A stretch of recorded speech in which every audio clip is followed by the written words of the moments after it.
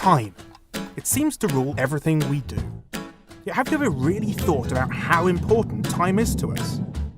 You see, sitting amidst the hours and minutes of our day is our forgotten little friend, Sammy the Second. Often overlooked, Sammy's not only the heartbeat of time, but he plays a crucial part in another area of human progress: navigation. But what does time have to do with navigation, you ask? Well, got a second to find out?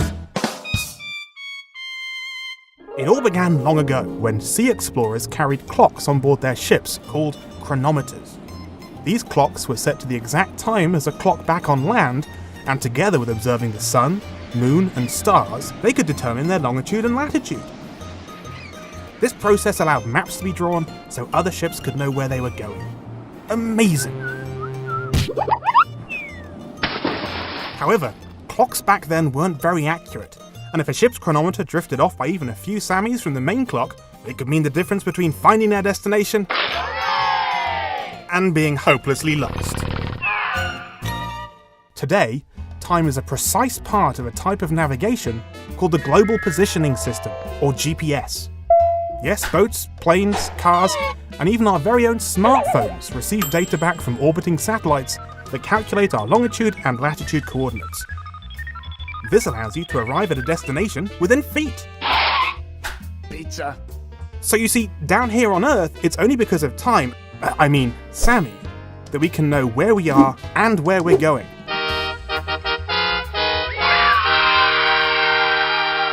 But what about in space? Not just space, but deep space. How do you navigate and explore a place where there are no longitude and latitude lines, no orbiting satellites to help? Right now, scientists navigate spacecraft by using giant antennas here on Earth. No, not those kind. These kind.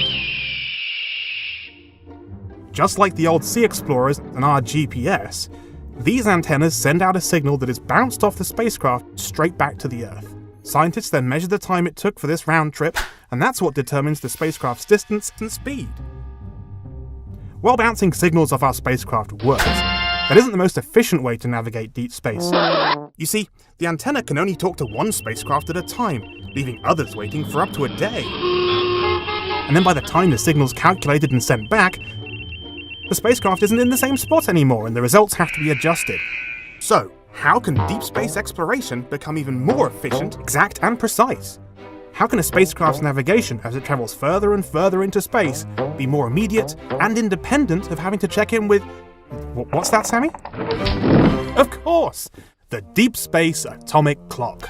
Scientists and engineers have now developed a way for the spacecraft to have its own onboard clock, so it no longer has to check in with Earth for its coordinates. This breakthrough device is smaller, self-sufficient, and can handle the harsh conditions of deep space. Now the spacecraft can make immediate course corrections on its own, and land with incredible precision.